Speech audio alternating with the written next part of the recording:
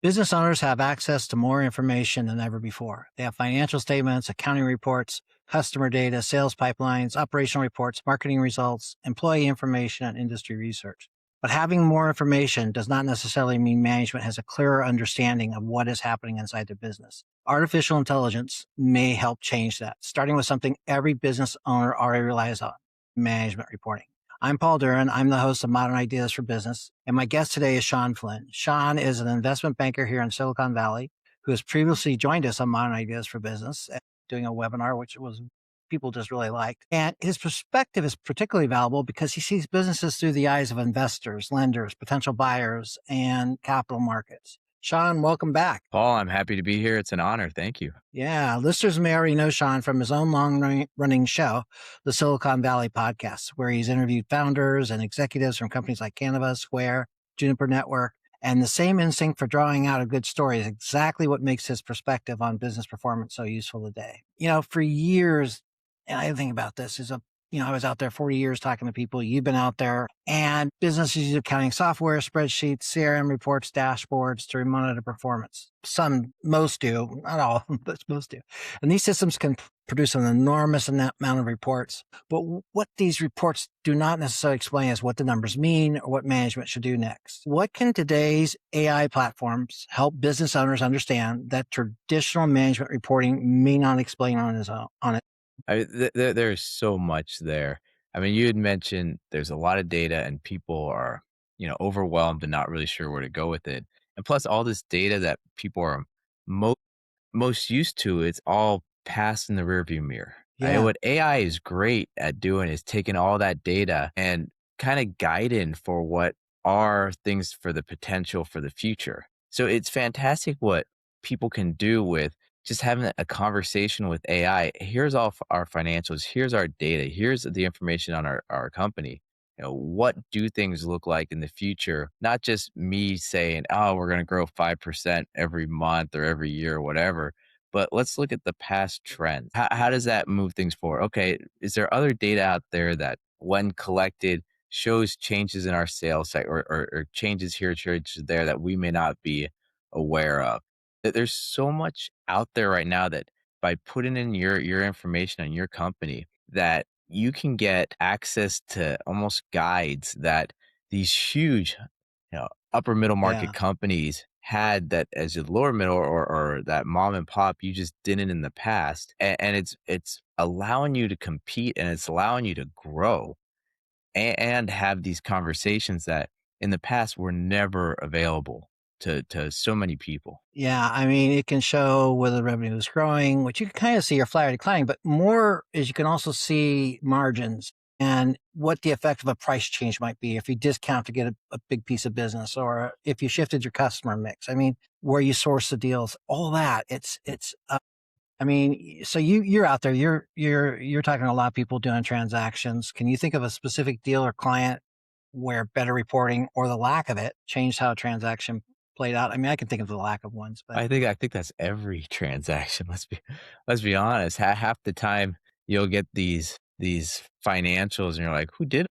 Like, what's going on here?" Like, uh, I mean, it's not really that uncommon to meet these, some lower middle market companies where you're asking them, "Hey, tell me about this ad back. It makes no sense," or "Tell me about this or that," and they don't have an answer to it. Or, "How did you do your pro forma? How'd you come up? Oh, this guy said it." Well, what did they base it on? I don't know. Like, what? I agree because, a lot of times, and it's not really necessarily always the business owner's fault. We've produced so much information, but the thing we have not produced is more time, and people are scrambling. And so they just try and put something together the best they can, while doing everything that they got to do day to day. And that's where I think AI can really come in, and it can show you the performance to budget. It can show you your margins. It can start explaining the variances in real plain language. And now it starts translating that information. So someone like you comes in and says, okay, let's see what we do. If we pull some levers here, what's that going to do to our valuation? And I come in and I say, okay, if you help me, now you're giving me a chance to argue for an increase in your credit or whatever, reduce the risk and reduce the rate, because now I can answer questions. And a lot of times in the middle market companies, you do have to kind of dance around it because you're not always able to answer the questions. But what level of human review is still required before management relies on that reporting? Everything. I've seen some stuff that, not to pick on names, but I got this one report that Claude did, and I looked at it. The whole thing was hallucination. I mean, geez, it for some reason it didn't want to use the number one. And I was just looking at this Excel model, and I was like, why is it just point zero zero? Where's the one in front of this? Wait, where is the a- and the person that handed it to me, I was like, did you review this? And they're like, oh yeah. And then I was just started pointing. I was like, what about here? Like, I didn't see that. I'm like, are you sure you didn't see that, or you didn't actually review it and you just send it to me? And by about the third or fourth thing I pointed out, the person's like, I'll be honest, Shawn, like, I didn't have much time. I just, typed in a prompt and then sent it over. I thought it'd be good. I'm like, "You wasted both of our times. You could have said that, 20 minutes ago. Like, come on." And, but for some reason, some of the Excel plugins fantastic, but on some of the math, it's still just not there. And so for Yeah. me, I check over everything, but it still saves an incredible amount of time. Yes, It it does. Yeah. I think as I've learned a long time ago within payment systems and stuff, you're doing exception reporting. You're not having to recreate everything, but you're catching that 5% that may be off. And so you've just saved 85%, 90% of your time not having to create it from scratch, especially when you're starting to do Excel spreadsheets and you're starting to model like a pro forma, Mhm. like you're talking about, Yeah. where I'm not a great person on Excel spreadsheets, but with the help of a Claude or a chat GPT or something like that, I can do it. And I know whether it's right or not. And then I can also show as I'm talking to someone about it, if I pull this lever, I increase margins by 2 points. Or what happens to my cash flow if I decrease my receivable days by about 10? What happens, these things. But anyway, I mean, we are talking, about some basic things that, as a lender, if someone came up to me with that type of package already done and bullet point, it's going to say the time that we talk. One, it's going to be a lot easier. When I go in and do a credit presentation and I can show all this data, I'm going to get less questions. I'm going to get, wow, people are going to be impressed with management. And I'm sure that you're seeing that because really at the end of the day, kind of what we're trying to do is get that company value up. Yeah. Well, what's great is when they come to you and they say, I know these are my yellow and red flags because when I was building out my data room and plugging everything in AI, this is what it told me. And you're like, wow. So you know what you have to fix. Okay. Now we just have to create that plan to fix it and we can go from there versus the you're finding it, which takes time.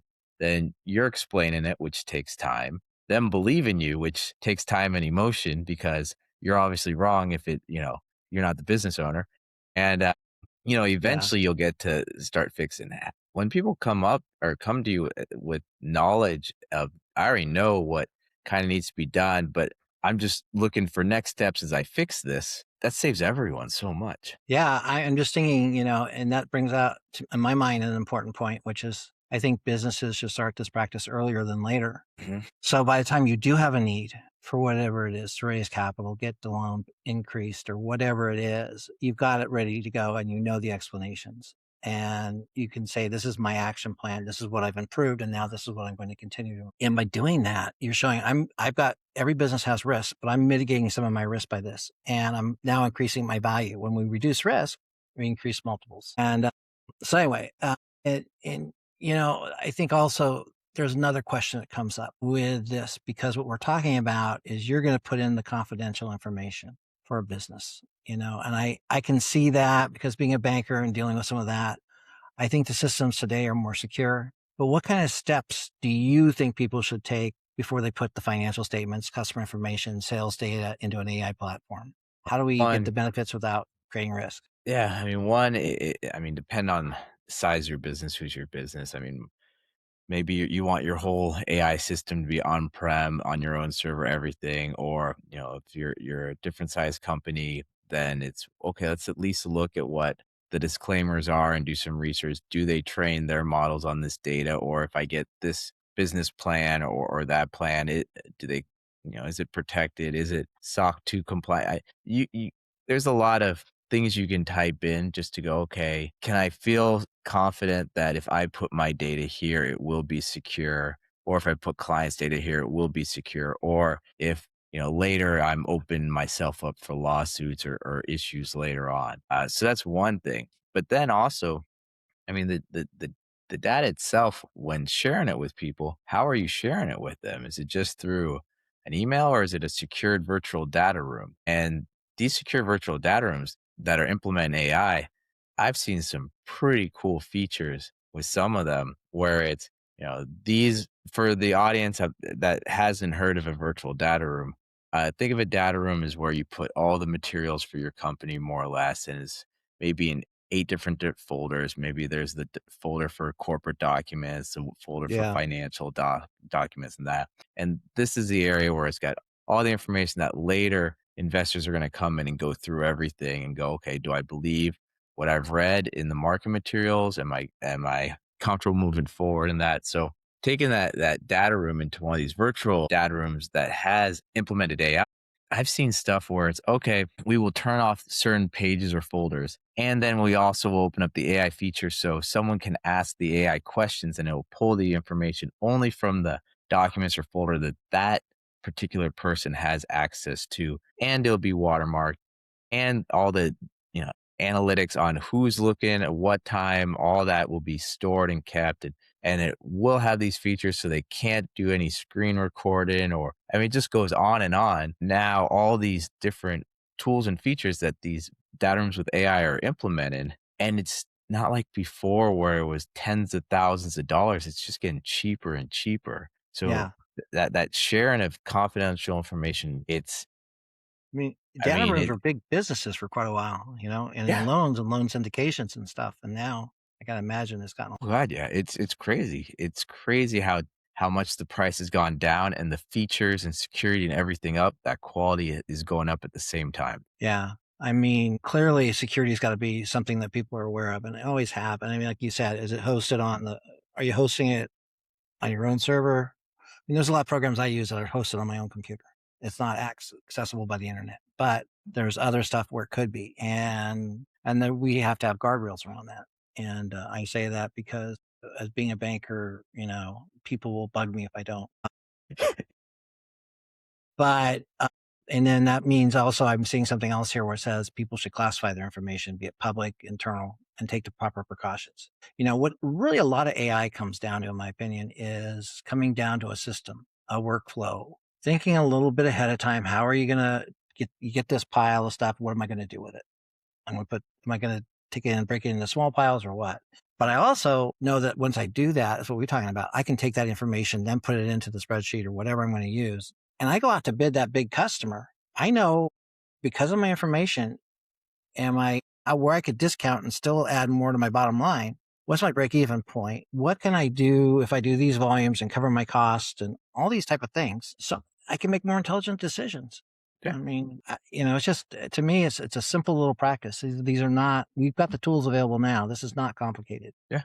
Well, what's also really crazy is just how AI can be that other person in the room feeding you information of, has this client taken advantage of R&D tax credits? How has this, is this equipment, how it's been fully depreciated, how much life is actually left on it? You can have it quiz you as the banker to go through and then ask your client. And it's so simple, these prompts of just, you're my associate, quiz me. We're going to talk to the client before getting them ready for a management meeting. Where are the red flag or where are the most likely things that are going to be brought up for someone that's Yeah, reviewed this data room in depth? And you just start creating these scenarios. And next thing you know, it's, well, I'm better prepared. My client's better prepared.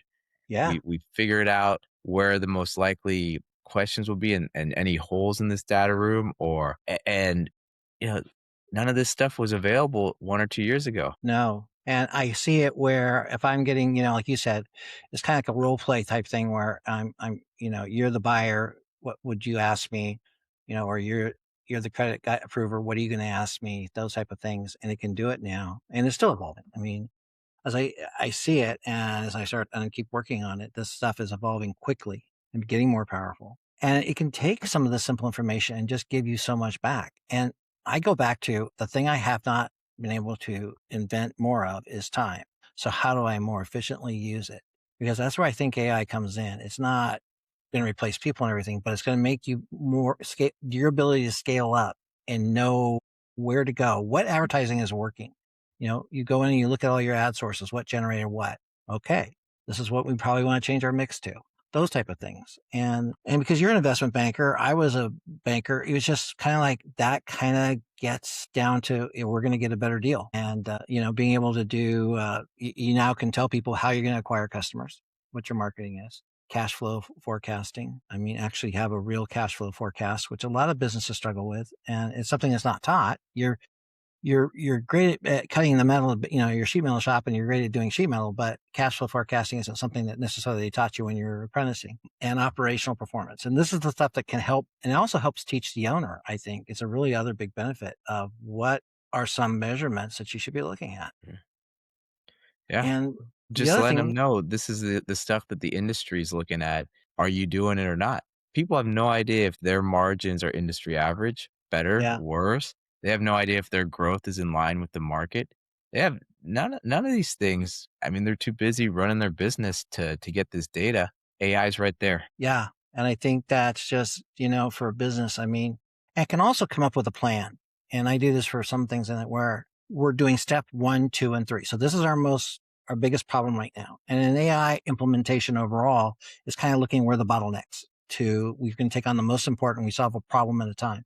And this is you don't just because we find some areas we don't have to do them all at once. That's why getting started earlier is better, I think, than starting when you're all of a sudden you're looking at a transaction or something and now you got to do it. So I think this is good for owners to take a look at. Well, speaking So of that, getting ready for transactions. I mean, one thing that's great with AI is being able to just parcel through documents and just say, "Hey, this yeah, contract or you know is going to come up due in a certain amount of time. You should start focusing on it now before the transaction." Or have you thought of having conversation with you know this or that, or even finding, "Hey, this contract was never countersigned." Just when all that's in the data room and the AI can go through it, it can really help write that game plan of what the next 6 months are going to look like for your some action items. so if a business owner wants to use AI to build a stronger, more valuable company, what's the one thing you'd like them to remember? I mean, AI is a tool, you still have to do the work. It is a tool. It's not a solve all for everything. It is a way of maybe doing things much faster, Yeah. more I think efficiently. I think what's been said already, just we have a limited amount of time. Some people right now I've noticed are using AI for so much, and I'm asking them, well, what about the business itself?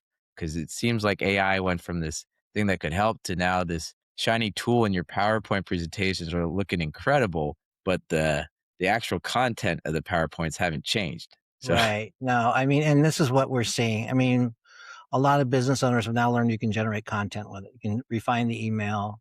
They're still on a simple thing, but what we're trying to say is that there is some real business fundamentals that you can just start doing today. And it's not hard. This is stuff that you should already have, or you kind of know, and take all the stuff you bought the software system, you're a middle market company, you bought this great fancy accounting system. It's supposed to give you all these reports. Now take those reports and do something with them. And you know, I think of it as a way to get, reduce your risk, get a better cash flow, figure out what works, what doesn't. Just get some insights that you probably didn't have before. Well, I think we're about at the end of our time here, and we could keep going. I know we could go in a whole lot more detail and do a couple hours on this. I know that. So I do appreciate your time here, though. But to learn more about Shawn and his work, please see the information included with this episode, but also check out his show, the Silicon Valley Podcast, and his SVH Capital, and Shawn also, we've also had him on, and you can check out his previous videos at Modern Ideas for Business and our Modern Ideas for Business YouTube channel and our podcast. And Shawn, you're usually on the other side of this, so anything you want to close with? I'm just liking just sitting listening. I mean, I really appreciate being here. A lot of fun this conversation. We definitely could talk for hours, and hopefully you invite me back on and we can do it again. Yeah, we will. I'm Paul Duren. Thank you for joining us on Modern Ideas for Business. As always, if you like the podcast, subscribe, share, like it. Just do something to help me find some new people because I don't have a lot of friends and I need to find some new friends. So, anyway, my shameless plug. Thanks, Shawn. We really appreciate your time. We'll see you next time on Modern Ideas for Business. Thank you, Paul.